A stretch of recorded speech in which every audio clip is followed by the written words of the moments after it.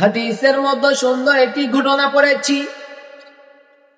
আল্লাহর এক বান্দা সিজদায় লুটিয়ে রয়েছে।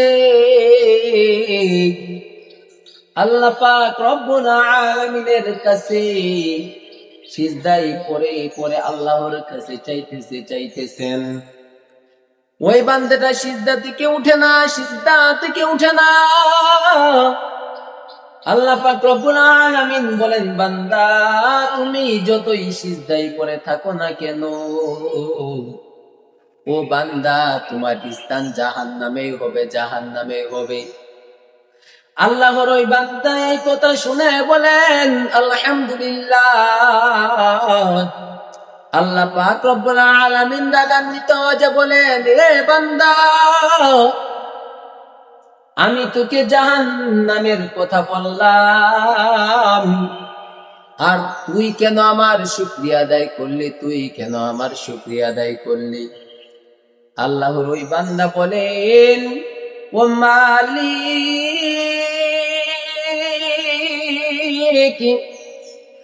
আপনি যদি আমাকে খুশি হয়ে ওই জাহান্নামের আগুনে জ্বালাইতে চান, আবার আপনি যদি আমাকে খুশি হয়ে ওই জান্নাত দিতে চান, আল্লাহ গো, আমার কিসের আপত্তি, আমার কিসের টেনশন?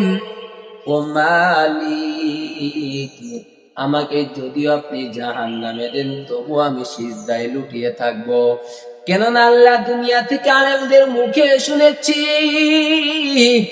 আলেমরা বলেছেন, লা তাকুনাতু মির রাহমাতিল্লাহ। আল্লাহ আপনি নাকি বলেছেন, বান্দারে আমার রহমত থেকে নিরাশ হোস না। ও বান্দা,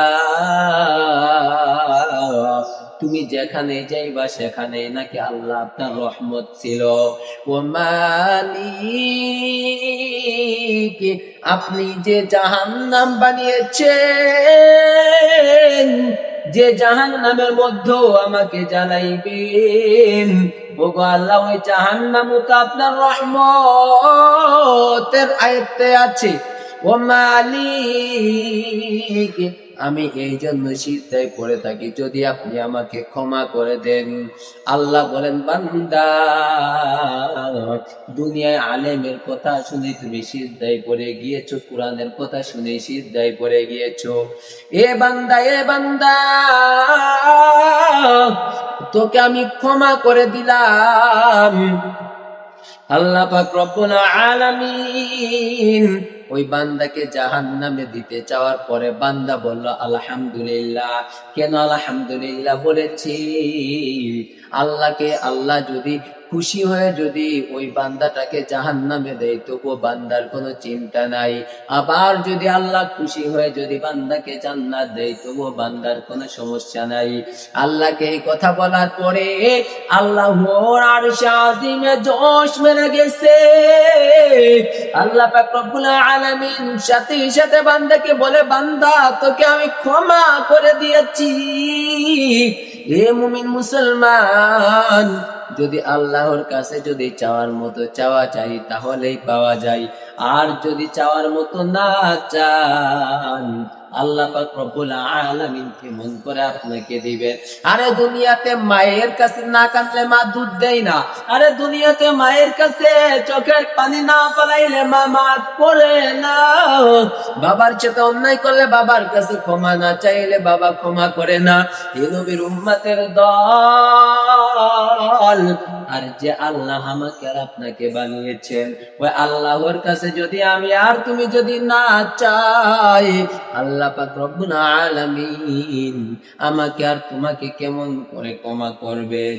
আল্লাহ পাক রব্বুল আলামিন তো বলেন, উদউনি আস্তাজিব লাকুম। এরে বান্দা, আমি আল্লাহকে ডাক, আমি আল্লাহ তোর ডাকে সাড়া দিব। রে বান্দা, বান্দা তুই কখন ডাকবি, তোর কোনো ডাকার কোনো সীমা নাই। তুই সকালেও ডাকতে পারো, দুপুরেও ডাকতে পারো, রাতের আঁধারেও ডাকতে পারো। যখন দুনিয়ার মানুষ ঘুমায়, বান্দা তুমি তখনও আমি আল্লাহকে ডেকে দেখো। বান্দার তুই ডাক দিতে দেরি করবি, আমি আল্লাহ তোর ডাকে সাড়া দিতে দেরি করব না রে বান্দা। এরে বান্দা তুই রাতের আধারে তুই সিজদায় পড়ে যাবি, দুনিয়ার মানুষ ঘুমায় কেউ দেখে না, কিন্তু আমি আল্লাহ তোকে দেখি তুই সিজদায় পড়িয়া আমি আল্লাহর কাছে কাঁদিস। এই জন্য বলি রে নবীর উম্মতের দল,